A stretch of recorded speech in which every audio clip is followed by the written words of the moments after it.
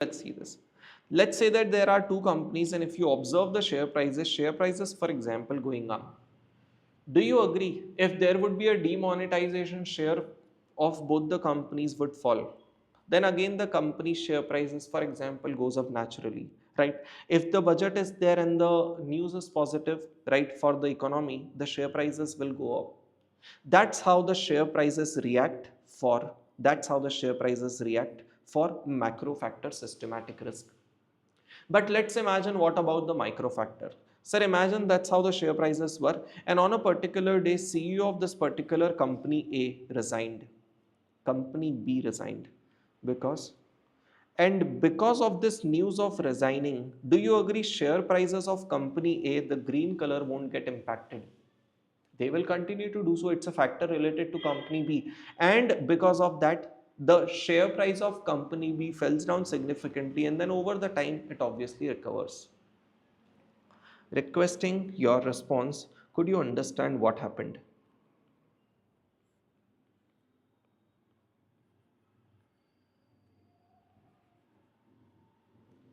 People, could you understand what happened?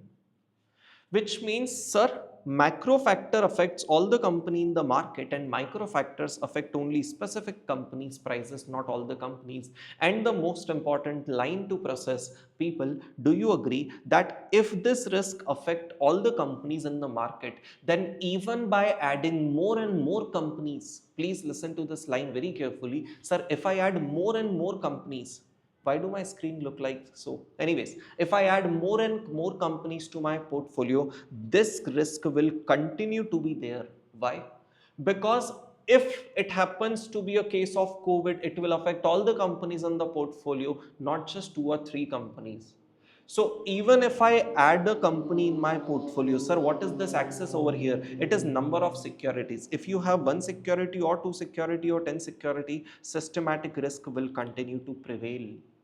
At the same time, sir, by adding more and more securities, sir, unsystematic risk can be avoided. Sir, how would you avoid it? Please understand. So please try to relate this concept with that concept of correlation. Do you agree, on account of unsystematic factors, the securities are not correlated to each other? See, on account of demonetization, there is a correlation. On account of budget, there is a correlation. On account of unsystematic factor, there is no correlation. One goes up, another continues to be the way it is. Requesting your quick responses, everyone, please.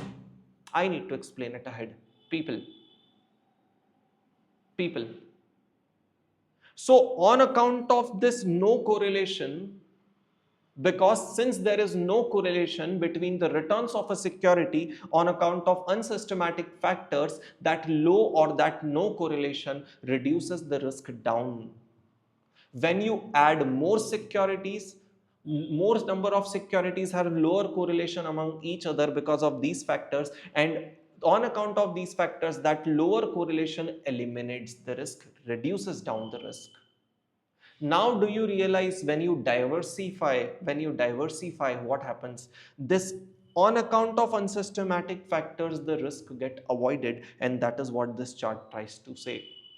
By adding more and more securities, people, this total risk which is made up of unsystematic and systematic, this total risk which is made up of unsystematic and systematic, if you have one security, risk will be high. As you start to add the securities, right, unsystematic risk will get eliminated by negative or lower correlation, low or zero correlation, which means it will start to fall as you add the securities. But systematic risk will continue to prevail even if you add securities, and that is what diversification concept is again linked to that correlation. And also I have tried to explain the relevance of breaking down the risk to systematic and unsystematic. People in the class, are we set? Please tell me. Everyone, are we set? Because I'm not over yet, I need to explain to you again something, or ahead of it something, but you need to validate, are we settled? Quick, please. Don't focus on writing down things now. Everyone, are we set? So you know what is the next one? Now you would be able to realize that, sir, even if I diversify, I cannot completely eliminate the risk. Because practically, theoretically I can eliminate, theoretically I can have a correlation of -1. But practically, do you realize that on account of macro factors, I cannot have a -1 correlation. I tend to have some kind of positive correlation on account of macro factors. Hence, even if you diversify practically, this risk you will have to bear, this you can avoid. And hence, now look at the words. I'm calling this risk to be avoidable by way of diversification, which is diversifiable, and this is unavoidable because you cannot diversify it, non-diversifiable. Is the concept all clear to you? No practical thing needed, or we didn't start with anything needed for the exam, but we have built a strong base for the concepts which are needed for exam, right? And what is the importance of something being avoidable and something being non-avoidable? A very important concept of CAPM, a very important concept of CAPM. Let me just touch upon it now, right? Sir, do you realize when I take a risk, I deserve to earn a higher return?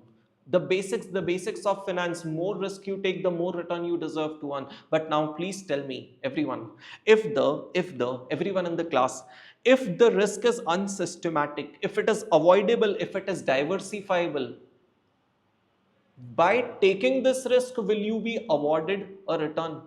Or do you deserve to earn extra return by taking a risk which can be avoided? No, no. You get to earn, or you deserve to earn, an extra return for taking the risk which is not avoidable. This risk you could have avoided by creating a portfolio, but this you cannot avoid. Even if you create a portfolio, you have to bear this risk, and to bear this risk, for bearing this risk, you get an extra return, not for taking any kind of risk. And do you know how it relates to the concept of CAPM? Let me share with you that beauty as well on a lighter note right now. Sir, how do you calculate systematic risk beta? As we proceed ahead, you will learn that systematic risk is calculated using beta. And you know what? In the formula of CAPM, which helps you to calculate required rate of return, that is RF plus beta into RM minus RF. Do you agree to it? Where this component is the risk premium, extra return for taking extra risk. And which risk are they considering in that calculation is beta, which is only the systematic risk, not unsystematic risk. Now do you realize the importance of knowing the finance right from its core to interlinking the concepts, and ultimately knowing the relevance of breaking down the total risk into systematic and systematic? Is the entire thing, right from the graph to diversification to everything, clear to you? People, please, how much out of 10 are you settled? Quick.